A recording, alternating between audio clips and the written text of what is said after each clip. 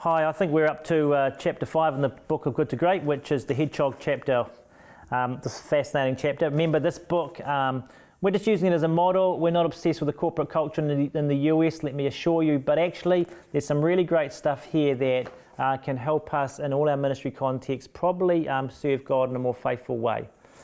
This chapter has built on the other chapters, so really important we know the flow. The flow is that we have the right sort of leadership, which is leadership of character and competency, leadership with a huge determination, but also huge humility. Then we've gathered the right people around us. We've actually focused on getting functional teams with good culture, and that's, again, going back to 5 dysfunctions of a team type stuff.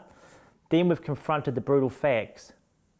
But now we move to this chapter, which is based around this idea of the hedgehog. Now, Jenny, my wife, gives me a hard time about this because I think most of the time in this country we just see hedgehogs as getting splattered on the road, and they seem to be very dumb creatures. But this chapter starts with a story about the hedgehog and the fox. The fox is a wiry, smart critter who comes up with 1,000 different ways to attack the hedgehog. But all the hedgehog has to do each time is do the one thing it does well, which is curl into a ball, and then the fox can't get it. And the point of this chapter is saying is actually stop doing the thousands of things, do the one thing that you're really good at. Now, as in the church, in the Anglican church that we're part of, it's very interesting to me that actually you go to our parishes, you go to our groups, our challenge is we do far too many things. And the challenge is to discern what is the few things that we should do very well. And the challenge of that is then you've got to say no to some things, and we'll talk about that later. But the first is the challenge is to decide what can we actually do really well. What is our hedgehog? So as opposed to doing the 50,000 things, so that our parish may, everybody has an idea, so therefore it goes up on the church notice board, I get that. But actually, what is the thing we should put most of our energy and effort into? And this is this idea of a hedgehog concept. And we see it as an overlapping of 3 circles. In this book here, they have certain 3 circles, but I'll give you a different version which I think suits us as churches better. The top circle that you need to, if it's going to be your hedgehog, it's got to be the passion of the key leaders. Like, in the end, I can't lead the diocese in something I'm not passionate about. If I don't jump out of bed in the morning saying, yes, I'm really excited about this, you're in trouble. And if me and Ali and the leadership team don't jump out of bed saying, we're excited about this, you're in trouble. So it has to fit with the passions of the leaders. And in a parish, it means the vicar and the key leaders and all that, and the wardens, they've got to actually be passionate about it. If not passionate about it, it's not going to be driven forward. So first is leaders' passions. Second overlapping circle, though, is what actual resources do we have available to us? Now, resources come in all sorts of shapes and sizes. So resources are people. What unique people do you have? You might have an abundance of retired people. You might have phenomenal gardeners. You might have some really sharp cross-cultural exponents, so people who can do that stuff. You might have some really great administrators. What resources do you have? But it's not just the people resource. It's also like, what do you have in the way of buildings? I'm sitting in a wonderful building here. What do you have in the way of buildings and where they're located? But it's not just buildings. It's also, what do you have in relation to our wonderful Anglican tradition? We could be B-rate Baptists, or we can be really great Anglicans.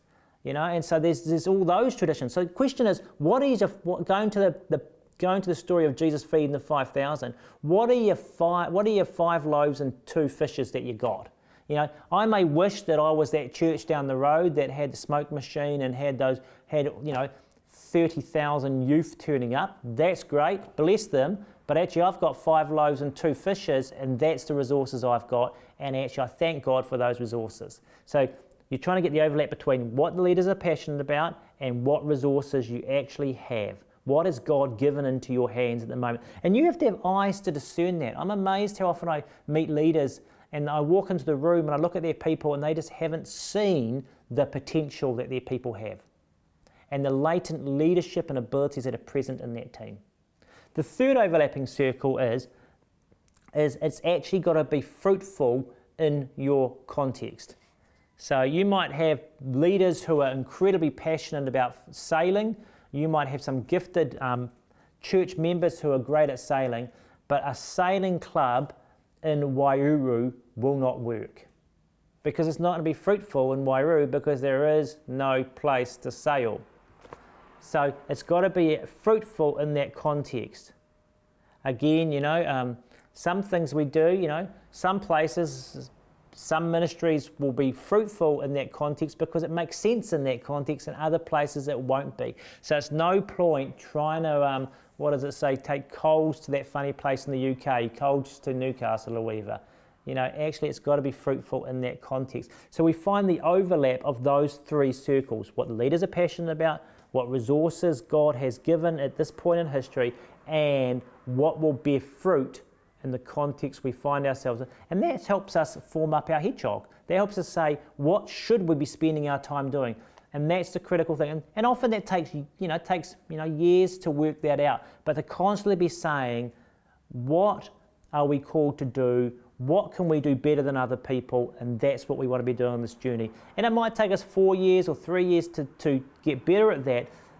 But we've got to stop doing everything and doing nothing well. And we've got to start doing the things we're really good at. Because I tell you what, when we start doing what we're really good at and what we're really passionate and what works, we will come alive.